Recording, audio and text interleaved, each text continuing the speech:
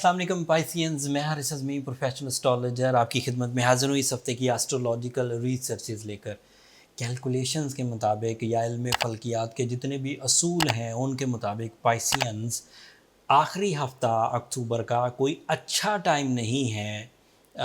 इस टाइम में जो बाहर वाला बिहेवियर था वो थोड़ा मांद पड़ेगा।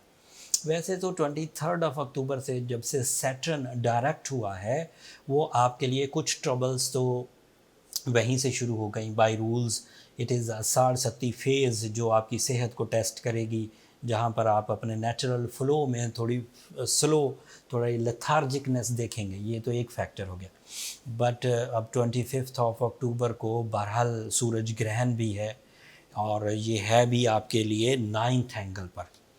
फिर उसी 25 अक्टूबर को ही नया चांद होगा रबीउ सानी का, जो कि ये स्कॉर्पियो एंगल है ना, 9th एंगल। तो जब नया चांद स्कॉर्पियो एंगल पर हो तो वो भी कुछ ट्रबल्स की वजह ही बनता है, जिसमें आपके रिलेशंस या आपके मूड्स या आपकी स्पिरिचुअल साइड वो थोड़ी उदासी, थोड़ी मायूसी, थोड़ी ट्रबल की तरफ जा सकती है। एंड अनफॉर्चुनेटली जो तीसरा इवेंट होना है वो भी 25 अक्टूबर को ही है, जब वीनस सूरज के इंतहाई करीब होगा। एंड उस सिचुएशन को कहते हैं combust of Venus. Combust of Venus situation ये भी आपको कुछ ट्रबल्स दे सकती है। इसकी वजह से भी आपके ऊपर कुछ लॉसेस के ख़तरात मंडला रहे हैं। एंड एक खबर और है कि 30 अक्टूबर को मार्स भी रेट्रोग्रेड हो जाएगा।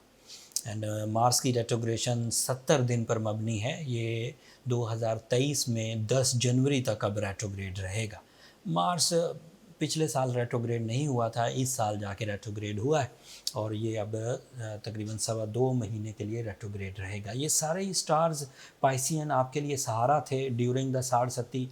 मार्स आपके लिए आपके कंफर्ट ऑफ लाइफ को सस्टेन कर रहा था, आपकी सोर्स ऑफ इनकम में डेवलपमेंट, जो ब्रोकरेज से रिलेटेड पाइसियंस थे, चाहे वो स्टॉक एक्सचेंज ब्रोकरी थी, चाहे वो रियल एस्टेट बिल्डिंग मटेरियल था, या रियल एस्टेट एजेंट एक्टिविटी थी, या कंस्ट्रक्शन थी, वो जितने भी पाइसियन पीपल हैं, जब मार्स डाउन होगा तो वो सब चीज़ें भी डाउन जाएंगी।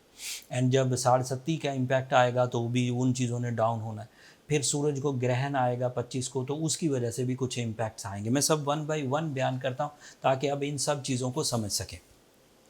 मार्स के 3 हिस्से थे आपकी ज़ात पर जो पॉजिटिव थे। एक हिस्सा आपकी ज़िंदगी की आसाइशें, दूसरा हिस्सा आपको प्रॉपर्टी से मुनाफा, तीसरा हिस्सा आपकी कंपटीशंस का जीतना, चौथा हिस्सा आपकी सोर्स ऑफ इनकम में डेवलपमेंट्स आना, एंड पांचवा हिस्सा आपकी ओवरसीज़ ट्रैवलिंग या आपके ताल्लुकात सीनियर लोगों के साथ या इख्तियार वाले लोगों के साथ, जैसे गवर्नमेंट के जो हायर एम्प्लॉयज़ होते हैं या बॉसेस या फिर फोर्सेस के लोग, इनके साथ आपके जो ताल्लुकात थे अब वो थोड़े वाइब्रेंट रहेंगे। अब ये जितने भी फ़ायदे मैंने गिनवाए हैं, कंफर्ट से related, source of income, job, ताल्लुकात, ब्रोकरेज, कंस्ट्रक्शन, ये सब अब थोड़े दिनों के लिए मान पड़ेंगे।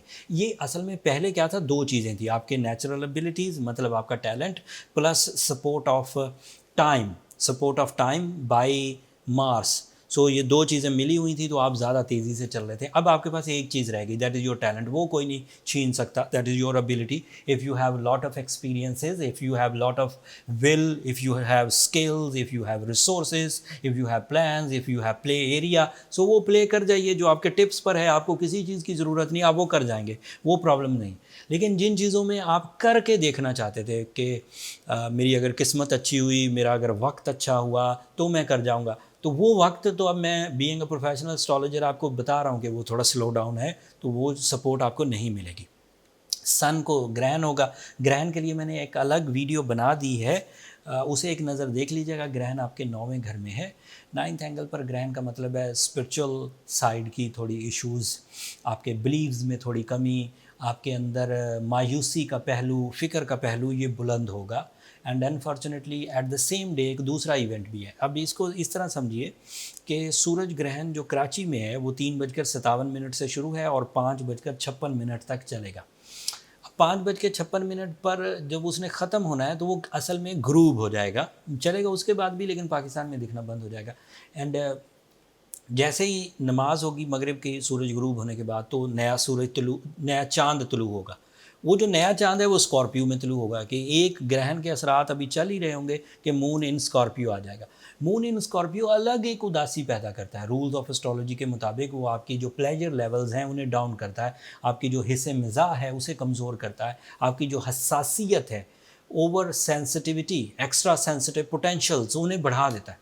अब उन्हें बढ़ा देने से ये प्रॉब्लम आती है कि आप कंप्लेनिंग, आप इरिटेटिंग, आप अग्रेसिव, आप जल्दबाज, आप फजूल खर्च, ये कुछ दिनों के लिए। वैसे वो जो मून इन स्कॉर्पियो वो रहेगा तो 2.25 दिन ही, ज़्यादा दिन तो नहीं चलेगा, लेकिन वो उन 2.25 दिनों में फिर ऊपर से ग्रहण वो प्रॉब्लमेटिक हो सकता है। तो you have to careful. And पर मैं रेमेडी दे दूंगा, अगर आप खुद कवर कर जाएं अच्छी बात है, अगर आप खुद कवर नहीं कर पा रहे तो ये सिचुएशंस 100% क्योरेबल हैं। इन्हें मेडिटेशन से, थोड़ी स्पिरिचुअल रेमेडी से, थोड़ी साइंटिफिक रेमेडी से रिपेयर किया जा सकता है। परेशान होने की ज़रूरत नहीं, अभी सिर्फ आप इन्फॉर्मेशन सुन रहे हैं। तीसरी जो नेगेटिव खबर है वो ये कि 23 अक्टूबर को वीनस स्कॉर्पियो में चला गया था, 23 अक्टूबर को ही सूरज स्कॉर्पियो में चला गया था।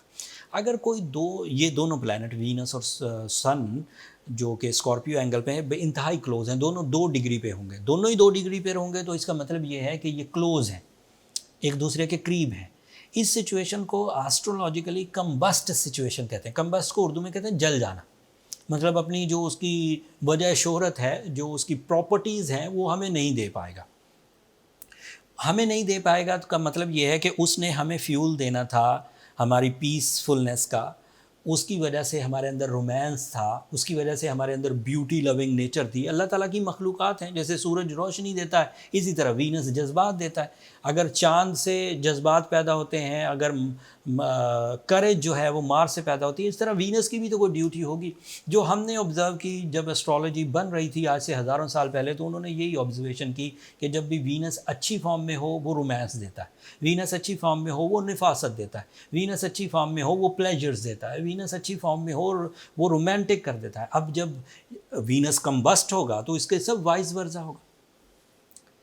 आपकी रोमांटिक स्किल्स डिक्रीज़ हो सकती हैं, आपके अंदर ड्राई नेचर डेवलप हो सकती है, आप अपने लव वंस को सॉरी टू से रिपेल कर सकते हैं, जो बाद में आपके रिग्रेट्स की वजह बने।